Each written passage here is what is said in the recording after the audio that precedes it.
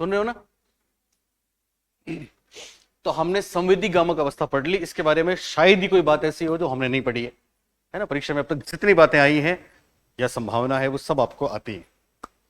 अब दूसरी अवस्था में चलें, उससे पहले एक चीज पे वापस बात करेंगे हम, और वो क्या है? रिफ्लेक्सेस। वो क्या है? रिफ्लेक्सेस अपने आप में एक अलग सा टॉपिक बन गया बाल मनोविज्ञान का, और इस पे जरूर सवाल पूछा जाता है। और कई बार तो ऐसा होता है, मैंने आपको बताया ना DSSB में एक साथ 5-6 सवाल आए थे कंटिन्यूअसली। जैसे वो मैं आपको उस दिन एग्जांपल दे रहा था, ग्रोस मोटर और फाइन मोटर, है ना? तो फाइन मोटर पे वहां एक साथ जाने 7-8 प्रश्न आ गए थे, पेपर कटिंग से लेके सारी बातें। तो वैसे ही इस पे भी आए, है ना? तो ये क्या है रिफ्लेक्स, उसके लिए आप लिखो, हेडिंग डालिए, एक शिशु के प्रमुख प्रतिवर्त, एक शिशु के प्रमुख प्रतिवर्त, इंग्लिश में रिफ्लेक्सेस। एक शिशु के प्रमुख प्रतिवर्त, रिफ्लेक्सेस।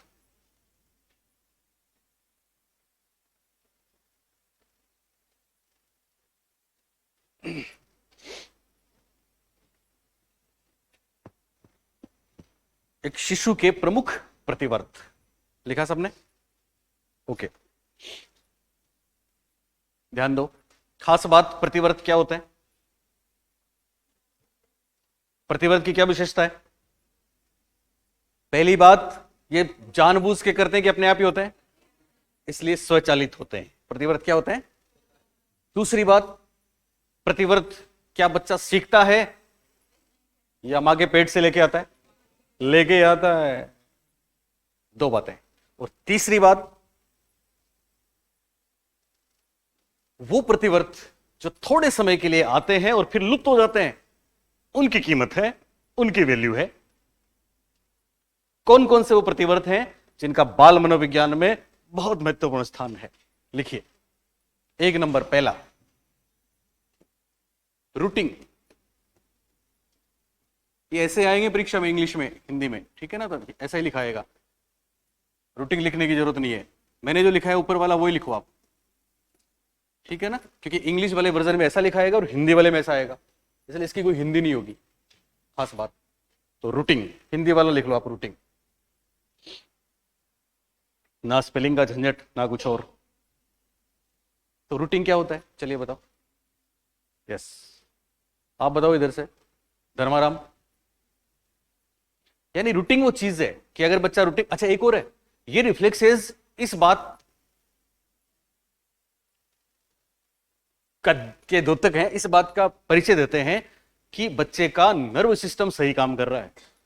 अभी जो आप स्टेप्स देखेंगे रिफ्लेक्सेस, अगर किसी बच्चे में ये नहीं है तो हमको समझना है कि कोई गड़बड़ है, उसके डेवलपमेंटल प्रोसेस में कोई गड़बड़ी है।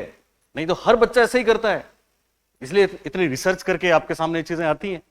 तो खास बात, ये जितने भी रिफ्लेक्सेस हैं ये विकास का परिचय देते हैं कि उसका सही विकास हो रहा है, specially CNS, central nervous system का सही विकास हो रहा है, हैंड आई कोऑर्डिनेशन हो रहा है, गम क्रियाएं सही हो रही हैं। बात समझ आ रही है? तो रूटिंग क्या है, लिखो, शिशु के होठों, हिंदी वाले बच्चे बताओ, लिप्स को हिंदी में कैसे लिखता है? ये सही है? ओके, होठों नहीं होता, होठों ही होता है। ओके, होठों एवं गालों को छूने पर, यानी कुदरत ने बनाया है ऐसा उसको, होठों एवं गालों को छूने पर मुंह खोल देना,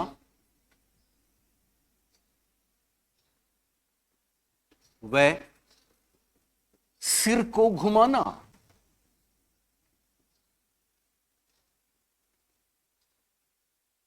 पहला रिफ्लेक्स, रूटिंग। होठों एवं गालों को छूने पर क्या होगा? मुंह खोल देगा और सिर को उधर ही घुमा देगा। याद रहेगा रूटिंग? ऐसा क्यों? अगर ऐसा नहीं होता तो ऐसा नहीं होता तो वो दूध पीना कैसे सीखता? कुछ भी आप छोटे बच्चे के पास ले जाइए, ये 2 माह में लुप्त हो जाता है, 2-4 माह। ये अच्छा, रिफ्लेक्सेस सारे लुप्त हो जाएंगे, कोई 4 माह कोई 2 माह, ये टाइम इंपॉर्टेंट नहीं है। इंपॉर्टेंट ये है कि रिफ्लेक्सेस अपने आप ही होते हैं, ये विकासात्मक उसके लिए बहुत महत्वपूर्ण है। सुन रहे हो मेरी बात? तो अगर किसी बच्चे को आप छुएंगे तो जिधर से आप छू रहे हैं, उंगली आपने दी तो उधर से वो क्या करेगा? सक करेगा, सकिंग करेगा। बोतल दी नहीं तो वो छुएगा नहीं, है ना? तो रूटीन आपको याद रहेगा। मैं देखता हूं वो कहां पे था अपना, इधर था क्या? पहले मैं आपको रूटीन दिखाता हूं, वैसे मैं एक साथ दिखाऊंगा बाद में। रूटीन है ही नहीं, ये है, ठीक है ना? रूटीन क्या है, दिख रहा है आपको? ये रूटीन है। जैसे टच किया ना उंगली से यहां पे, तो वो इस उंगली को सीधी बात है मुंह में लेगा। गाल पे हाथ लगाओगे तो ऐसे करके मुंह में लेगा। कोई और दूसरी चीज टच करोगे आप तो उसको भी मुंह में लेगा, ठीक है? यहां गाल को टच होना, बोबिन्स्की में पैर के तलवों को टच करते हैं। चलिए, रूटीन क्लियर? 2 नंबर,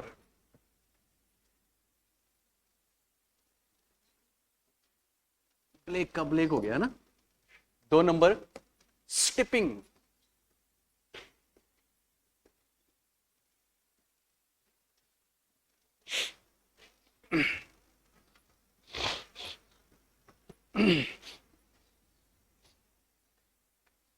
सॉरी, स्टिपिंग आराम से समझ सकते हो। अभी हम आपको समतल पे खड़ा होने के लिए बोले, कोई भी, जैसे मैं खड़ा हो गया, लेकिन जब छोटा बच्चा है तो उसको आप खड़ा करोगे तो क्या करेगा? ऐसे करेगा ना, वो रिदमिक मूवमेंट करेगा, रिदमिक पाँव में वो करेगा जैसे कोई डांस कर रहा हो, उसको बोलते हैं स्टेपिंग। उसको क्या बोलते हैं? स्टेपिंग। ये महत्वपूर्ण है। तो स्टेपिंग क्या है, लिखो आप। शिशु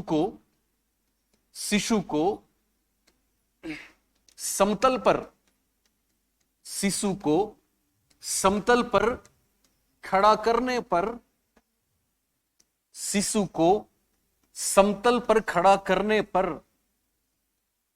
पांव ठीक होता है कि पैरों? पैरों। हिंदी के बच्चे हो आप। पैरों में होने वाली लयात्मक गति, लयात्मक गति होती है, रिदमिक मूवमेंट होता है, रिदमिक, रिदम के साथ मूवमेंट करता है।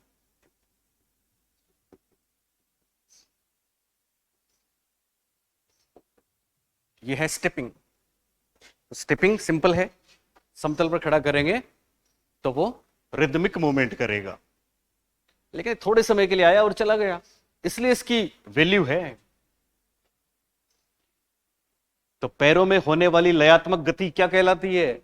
स्टेपिंग। सिंपल, बोलिए। चलिए, दूसरा स्टेपिंग। तीसरा, ये खूब पूछा गया परीक्षा में, मोरो किसिंग। केवल मोरो भी कर सकते हैं, मोरो किस भी कर सकते हैं।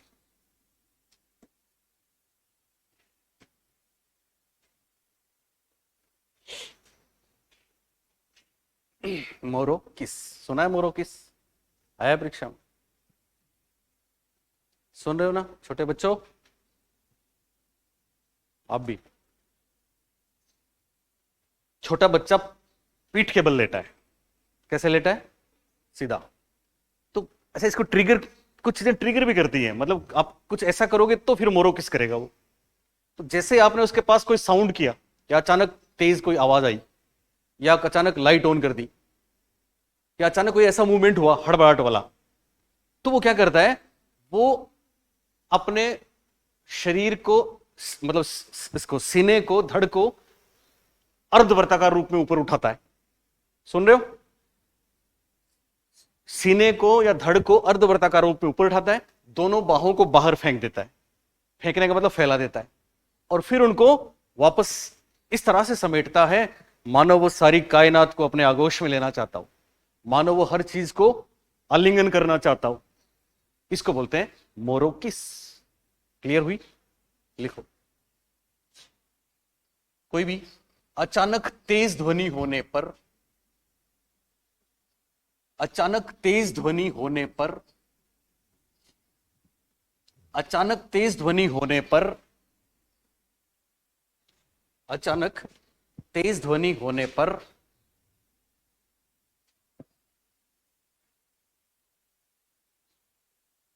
सीने को ऊपर उठाना,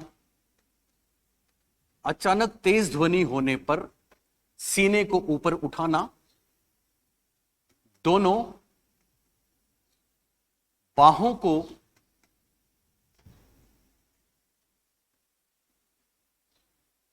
बाहर फेंकना यानी फैला देना, साथ में साउंड भी करता है, दोनों बाहों को बाहर फेंकना एवं पुनः समेटना।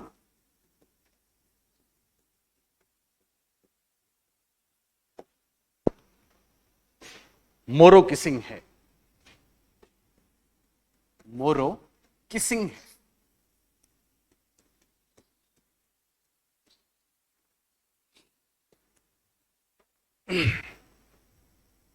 तेज ध्वनि होने पर सीने को उठाना, बाहों को बाहर फेंकना और फिर पकड़ना, मानो कुछ पकड़ना चाह रहा हो, तो इसको बोलते हैं मोरो किसिंग या मोरो आलिंगन हिंदी में। पर 99% मोरो किस ही आएगा हिंदी में भी, ठीक है, पर फिर भी आए तो इंग्लिश में मोरो किस जरूर मिलेगा आपको, ठीक है ना। तो मोरो किसिंग या मोरो किस। रूटिंग याद है क्या था? गाल या होठों को छुएंगे तो क्या करेगा? मुंह खोल देगा। रूटिंग क्यों जरूरी है? क्योंकि इसी के कारण से वो दूध पीना सीखता है। स्टेपिंग, इसी के कारण से चलना खड़ा होना सीखता है, पर पहले जो स्टेज आती है वो है स्टेपिंग, सिंपल। तीसरा ही है मोरो किसिंग, बोलो। ओके, तीन ही में ना। चौथा, चौथा बोबिंस्की। परीक्षा में बोबिंस्की भी आया है, पता है आपको? देखें ऐसे प्रश्न। आपका तो कंपटीशन उन बच्चों से होगा, बताऊंगा अभी।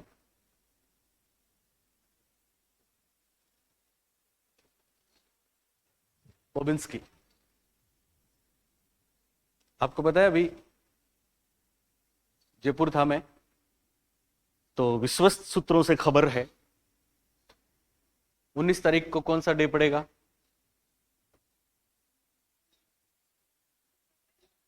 हाँ, आज क्या है? आज क्या है? मंडे। 4 तारीख को मंडे, फिर 11 को मंडे, फिर 18 को मंडे, तो 19 और 20 मंगलवार बुधवार को फर्स्ट ग्रेड, सेकंड ग्रेड, अध्यापक पात्रता परीक्षा रीट, तीनों आ रही है। यस, 19 की नाइट, 20 को सुबह आपको वैकेंसी मिलेगी। लेकिन क्या आपके लिए अच्छी बात और गुड न्यूज, जो भूले भटके आ गए उनके लिए भी, कि उन परीक्षाओं में बैठने वाले 98% बच्चे जब परीक्षा देने जाएंगे तो अपने बगल वाले से वे पूछेंगे, उनको तो यह भी पता नहीं कि यूरी ब्रॉन फेन ब्रेंडर कौन है, वो तो ये भी नहीं जानते, तो वो बोबिंस्की तक कैसे जाएंगे? मैं आपसे पूछ नहीं रहा क्योंकि मैंने आपको भी पढ़ाया ही नहीं है, लेकिन जो भी मेरे को मेरे ऐप पे पढ़ रहे हैं, मेरे से, मेरे चैनल पे मेरे से पढ़ रहे हैं, या आप लोग ऑफलाइन पढ़ रहे हैं, आप लोग बोबिंस्की तक पहुंच गए हो। बात समझ आ रही है आपको?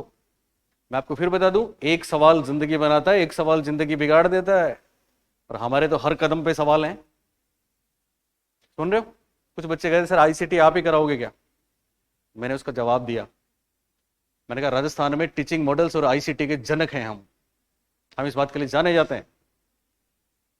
इंक्वायरी मॉडल से लेके एडवांस ऑर्गेनाइजर मॉडल असुबेल का क्या होता है ये हमने बताया राजस्थान को, और जिन बच्चों ने पढ़ा है, इवन हमारी बुक पढ़ी है फर्स्ट ग्रेड की पिछली बार, कमाल हुआ है। ऐसा किसी भी किताब में नहीं हुआ कि साहब 90% प्रश्न मिले हों। हम वही चीजें उनको देते हैं। आपने शायद, आप में से भी किसी ने हमारी बुक नहीं पढ़ी होगी, देखी नहीं होगी, जिन लोगों ने पढ़ी है वो जानते हैं इस बात।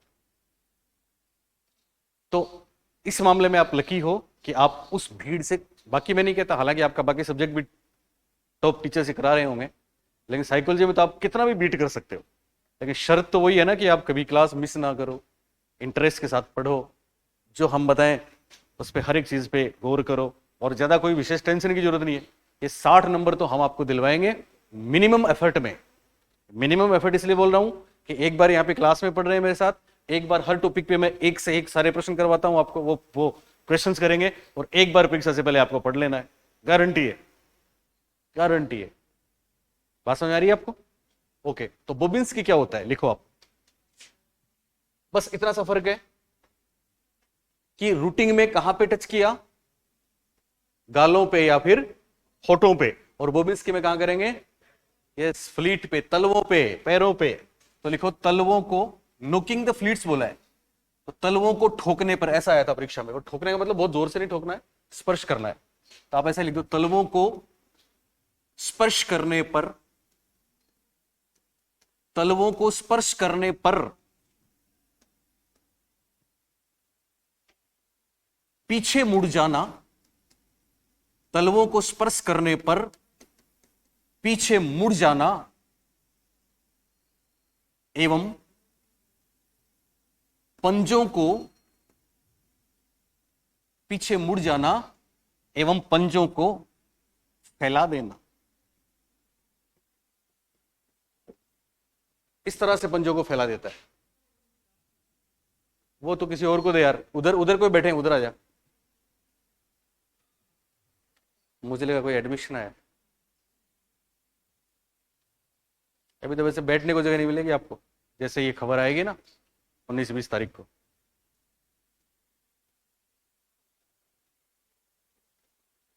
क्या हुआ स्पेशल, बताओ मेरे को, बताओ क्या पूछ रहे हो?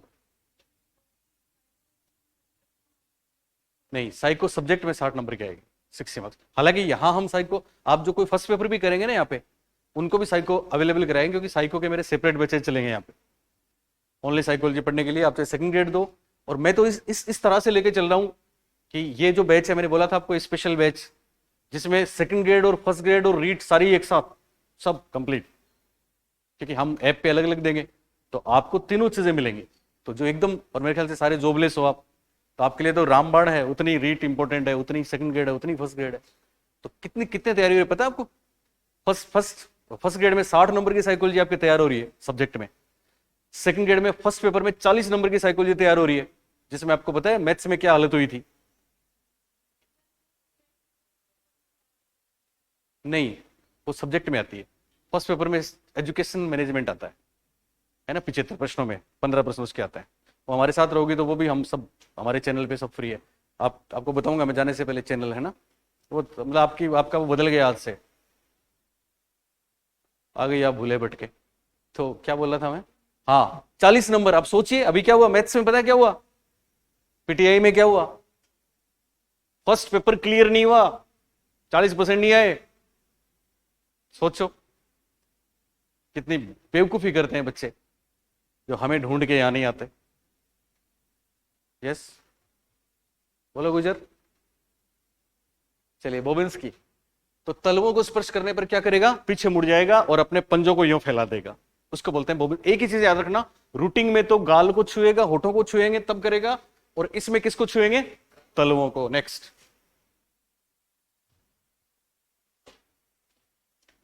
नेक्स्ट है डार्विनी। ये नाम सुना है? ग्रिस्पिंग,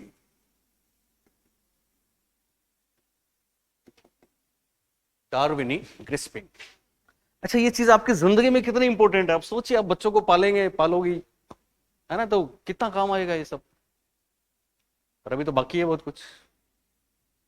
जब आपको इरिक्शन पढ़ाएंगे तो आपको एहसास होगा कि इसके मन में क्या चल रहा है। जब फ्रॉइड पढ़ोगे तो, मतलब हमारे स्टूडेंट्स के बच्चों के भी कल्याण होते हैं। साइकोलॉजी की खास बात है, ये साइकोलॉजी है, और आपको इसलिए पढ़ाई जाती है कि आप कितने बच्चों के पेरेंट्स बनने वाले हो पता है क्या आपको? आपके अपने तो खुद के तो हैं ही। स्कूल में जाओगे तो कितने मासूम बच्चे आपको मिलेंगे, उनको भी, उनके मन को समझना है सबको, इसलिए इंपॉर्टेंट है। इसलिए इंडिया के, हिंदुस्तान के किसी भी स्टेट के शिक्षक भर्ती में मनोविज्ञान पढ़ाया जाता है, नहीं तो क्यों पढ़ाते? और पेडागोजी की तो बात ही अलग है, खैर उसकी तो मैंने करी नहीं अभी, वो और बताऊंगा तो फर्क से उड़ेंगे आपके। पूरी क्लासेस अगर आपने हमारी अटेंड की तो टीचिंग मेथड्स और पेडागोजी में राजस्थान में टॉप करोगे, टॉप, ये वादा है और अब तक हुआ है। चलिए इधर देखें, डार्विनी क्या होती है, सुनो सुनो। छोटे से बच्चे हैं, ठीक है, तो कभी आपने देखा, वो वैसे तो करते ही करते रहते ना, उनके हाथ ही पूरे नहीं खुलते, तो भूल से अगर आपका आंचल उसकी हथेली में चला गया तो क्या होगा, पकड़ लेगा, आसानी से छोड़ेगा क्या, मां का आंचल नहीं छोड़ता। आंचल ही क्यों, आप कुछ भी दें, आप उसको ये मार्कर दे दें, पेन दे दें, नहीं छोड़ता, छुड़ाना पड़ता है। दैट इज डार्विनी। उंगली दें, नहीं छोड़ता, इसको बोलते हैं डार्विनी। क्या बोलते हैं इसको, डार्विनी। याद रखना, ग्रेस्पिंग इंग्लिश में आ भी सकता है, नहीं भी आ सकता, लेकिन डार्विनी शब्द जरूर ध्यान रखना। ग्रेस्पिंग आए तो आप आराम से समझ सकते हो, पकड़ना होता है। ओके, लिखें आप, हथेली व उंगलियों की, हथेली व उंगलियों की मजबूत पकड़, मजबूत पकड़। मैं आपको बता चुका हूं, ये जितने भी रिफ्लेक्सेस हैं ये थोड़े समय के लिए आते हैं फिर चले जाते हैं।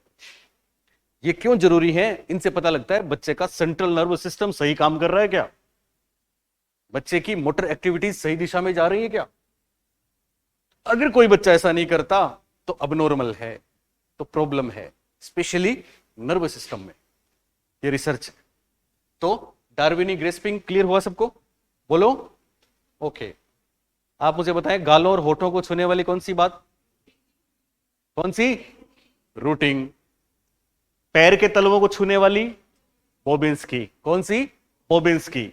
और समतल पर खड़ा करें वो वाली स्टेपिंग, वो वाली स्टेपिंग। और सारी कायनात को आगोश में लेने वाली मोरो किसिंग। खाली किस याद रखोगे तो भी चल जाएगा, धर्माराम मोरो किस बोलोगे, कौन सा किस बोलोगे, मोरो किस। ओके, ग्रेस्पिंग डार्विनी समझ गए, डार्विनी। मैंने किसी क्लास में बोला, उत्कर्ष में बोला डार्विन, डार्विनी जानते हो, हाँ हाँ, कुछ आपके जैसे बच्चे थे साइंस वाले, मैंने कहा डार्विनी जानते हो, बोले हाँ सर, डार्विन की वाइफ डार्विनी। तो डार्विन की वाइफ नहीं है ये, बल्कि ग्रेस्पिंग। नेक्स्ट,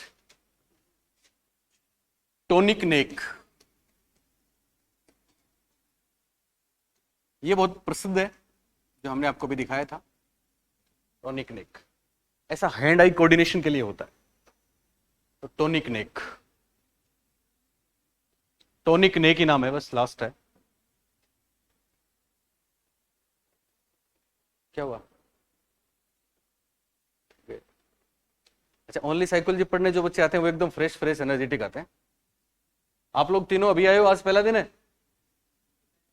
पहले भी आए थे, फिर कहां चले गए थे, ओके, हाँ, अच्छा 200, अरे वाह, हो गया आपका सेटल सारा। तो तीसरे कौन है, ये भाई, ये नया है ना, अलवर से हो आप, ओके।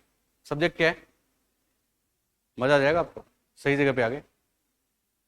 चलिए ओके, तो टोनिक ने क्या है, लिखो लिखो जल्दी। ऐसे वो लेटता है पीठ के बल, ठीक है ना, तो लेटे हुए शिशु का चेहरा, लेटे हुए शिशु का चेहरा एक तरफ, जोर से नहीं करना है, हल्के से, लेटे हुए शिशु का चेहरा एक तरफ घुमाने पर